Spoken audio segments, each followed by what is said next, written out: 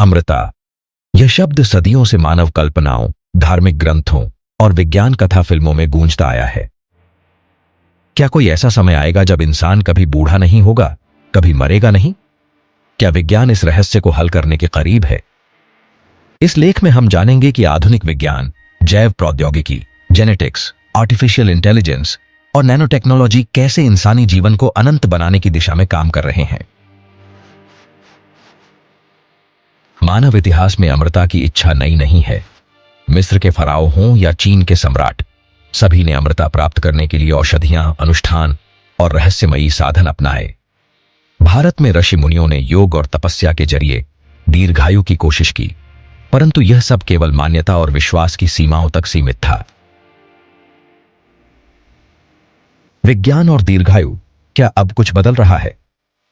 1900 में औसत जीवन प्रत्याशा मात्र 40 से 45 साल थी, लेकिन आज यह 70 से 80 साल तक पहुंच चुकी है।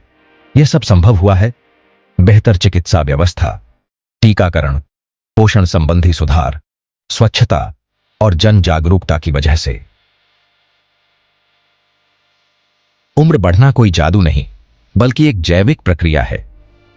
हर बार जब हमारी कोशिकाएं विभाजित होती हैं, तो उनके टेलोमियर, जो कि क्रोमोसोम के किनारे होते हैं, थोड़े छोटे हो जाते हैं। एक समय ऐसा आता है जब कोशिकाएं विभाजित होना बंद कर देती हैं, और यही उम्र बढ़ने का कारण बनता है। अमरता की ओर बढ़ते वैज्ञानिक कदम। तो अब बात करते हैं जेनेटिक इंजीनियरिंग की। वैज्ञानिक, जैसे कि आप जानते हैं, SARA-SPR जैसी तकनीकों का उपयोग करके जीन में बदलाव कर रहे हैं। ये बदलाव उम्र से जुड़ी बीमारियों जैसे कैंसर, अल्जाइमर और दिल की बीमारियों को रोक सकते हैं। अगर इन रोगों को खत्म किया जा सके तो इंसानी उम्र अपने आप बढ़ जाएगी। अब आते हैं स्टेम सेल थेरेपी पर। स्टेम सेल्स ऐसी कोशिकाएं होती हैं जो शरीर के किसी भी अंग की कोशिकाओं में बदल सकती हैं। वैज्ञानिक इनका उपयोग करके शरीर के खराब हो चुके ऊतकों की मरम्मत करने में जुटे हुए हैं। इससे मानव शरीर को खुद को बार बार पुनर्निर्मित करने की शक्ति मिल सकती है। तीसरा तरीका है टेलोमियर को बढ़ाना। कुछ वैज्ञानिक रिसर्च में यह पाया गया है कि अगर टेलोमियर को फिर से लंबा किया जाए तो कोशिकाएं दोबारा सक्रिय हो सकती हैं।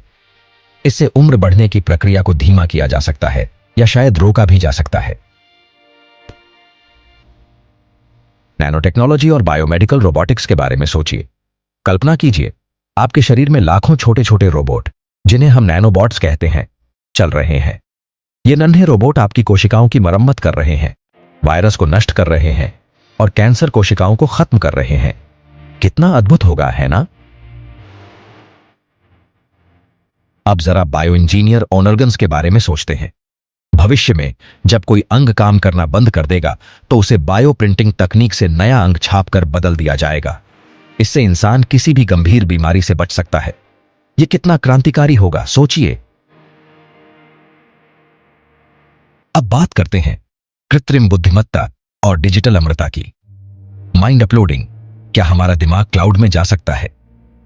एआई और न्यूरोसाइंस के वैज्ञानिक ऐसी तकनीक पर काम कर रहे हैं जिससे इंसानी दिमाग की यादों, सोचने के तरीके और निर्णय लेने की क्षमता को डिजिटल रूप में सेव किया जा सके। यह विचार कितना रोमांचक है ना?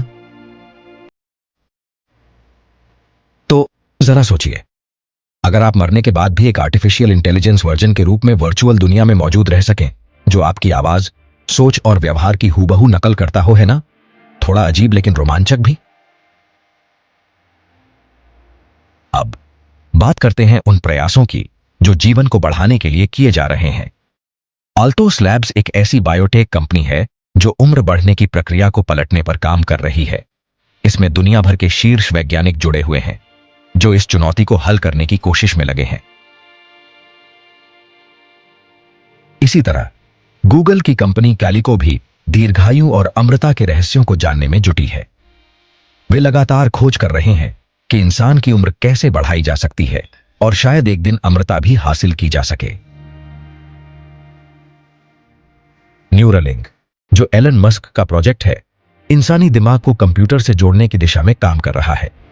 अगर यह प्रोजेक्ट सफल हो जाता है तो इंसान अपने दिमाग को मशीन में ट्रांसफर कर सकता है। क्या अमरता वाकई संभव है? वैज्ञानिक दृष्टिकोण से देखें तो कुछ वैज्ञानिक मानते हैं कि अगर उम्र बढ़ने की बायोलॉजिकल प्रक्रिया को पूरी तरह समझ लिया जाए और उसमें जरूरी सुधार कर लिए जाए तो इंसान 150 साल या उससे भी अधिक जी सकता है, या शायद अनंत भी। दो नैतिक और सामाजिक प्रश्न उठते हैं। अगर सब अमर हो जाएं, तो जनसंख्या का क्या होगा?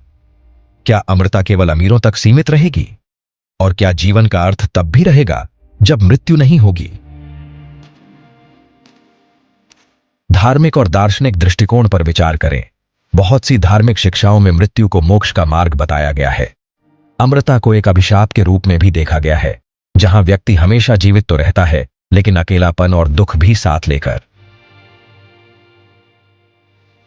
निष्कर्ष पर आते हैं। अमरता वरदान या अभिशाप? विज्ञान तेजी से उस दिशा में बढ़ रहा है जहां मानव जीवन को अत्यधिक लंबा किया जा सकता है, परंतु अमरता केवल शरीर की नहीं, मन और आत्मा की भी होनी चाहिए। यदि हम केवल शरीर को अमर बना दें लेकिन मानसिक और सामाजिक समस्याएं बनी रहें, तो क्या यह सच्ची अमरता होगी? अंत में, क्या आप अमर होना चाहेंगे या आप मृत्यु को जीवन का स्वाभाविक हिस्सा मानते हैं? अगर आपको यह जानकारी पसंद आई हो तो लाइक करें, शेयर करें और हमारे चैनल को सब्सक्राइब करना न भूलें।